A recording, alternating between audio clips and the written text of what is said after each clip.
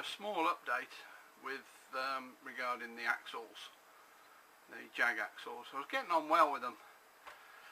I was sat here the other night thinking, just staring at the axle, thinking about what I'm going to do and what's the next plan and what's the next bit to do. I don't know what made me think of it, but I just suddenly started thinking about the DVLA, which for those of you in other countries, the DVLA in this country, Driver Vehicle Licensing Agency, are the people that control anything to do with vehicles. You have to have them MOT'd every year and so on, except for historic vehicles. Historic vehicles, I think it's if they were manufactured before 1973 and they were MOT'd stroke roadworthy at the time, when the law came in, I'm not sure when the law came in, you now no longer have to MOT them, and they're tax free as well, so you don't pay road tax on them, which is like the Jeep that I've got. Because the chassis on that technically is a 1948, I don't have MOT problems or tax problems, and the insurance is under historic vehicle, so as long as I don't do over a certain mileage each year, I think it's 5,000, which I don't get anywhere near, I don't pay tax. I pay quite a low tax insurance premium. Anyway, it got me thinking about it, and I decided to have a look at the DVLA website regarding rules and regulations. I know when I did when I changed the engine, all I had to do was get an engineer's report and make sure it was perfectly, all the work had been carried out perfectly and it was safe. I did get it MOT'd again, but that's, you know, I didn't need to, and I just sent the details off to the DVLA, and they updated the logbook, and the insurance were happy with all that I'd done, and left things as they were, just updated their records. Now, I found a page on the DVLA website which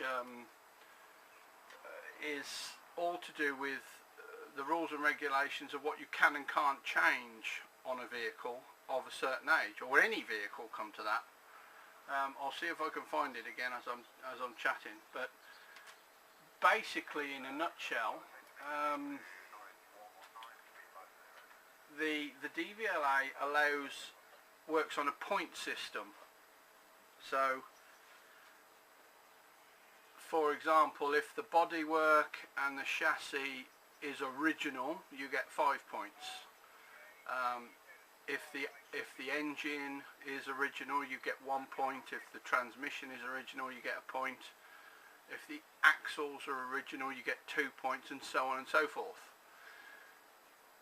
Under the DVLA law, as long as you're within 8 points or more, you stay as a historic vehicle, and all the rest of it, nothing changes. Now, I'm okay at the moment. My bodywork and everything is okay. I worked it out that because I've changed the engine and the transmission and so on, I'm actually on 9 points, so I'm perfectly okay. Now, if I change either axle, it's 1 point per axle. So if I change the rear axle and the front axle, which is what I was going to do, to introduce independent suspension and disc brakes and so on and so forth, I would lose 2 points. Therefore, my point system would be on 7, which means I would then have to have the vehicle, I think it's called IVA now, Individual Vehicle Assessment. It's a stricter version of the MOT. And if everything goes okay and passes, I would then have to apply for a Q plate, and a Q plate is for all vehicles that have been modified and so on and come under this law, kit cars and so on. Now the problem with that is, if I did that, I would lose the number plate, the historic vehicle situation, and therefore I would then be subject to tax, MOT and everything that goes with it, higher insurance premium and all the rest of it. Well,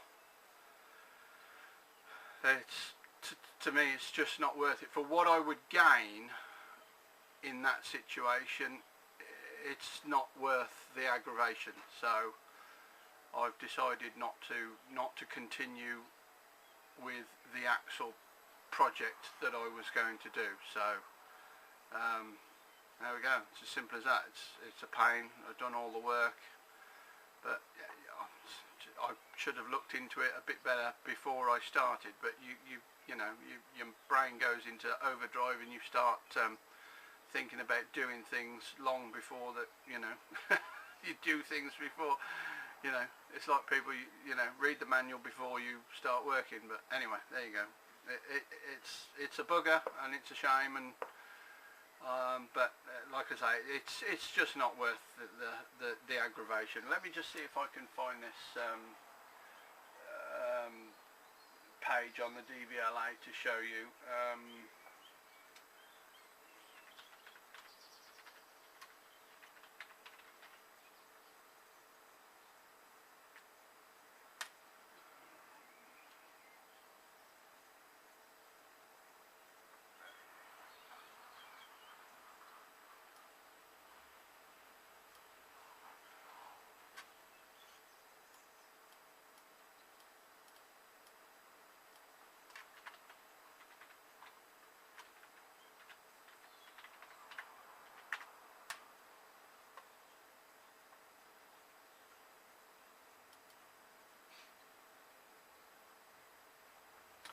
Right, here it is.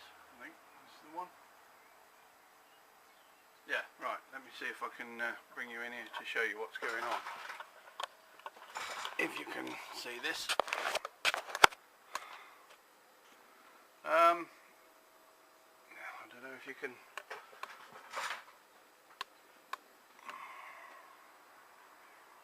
If you can read that.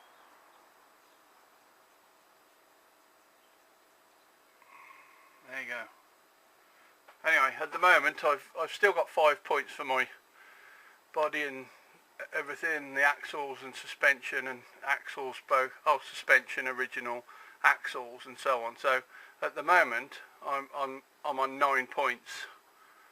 So because I've changed the engine, I've changed the transmission, and I've changed the steering assembly, because I've gone from original steering box to rack and pinion, I lose those. But if you have fewer than 8 points, then you've got to do all the rest of it and mess up. Oh, let me just bring that round. I'll probably drop the camera now. Yeah, so anyway, that's the situation. So it's one of those things that I should have looked into first, but anyway, never mind. Put it down to practice, put it down to experience, and on to the next project. So anyway, if there's anybody building a car out there, custom vehicle or anything, and wants a shortened Jaguar axle, please get in touch, because most of the work's already done. So anyway, all the best, thanks for watching, and I'll see what I come up with for the next project. Cheers for now, bye.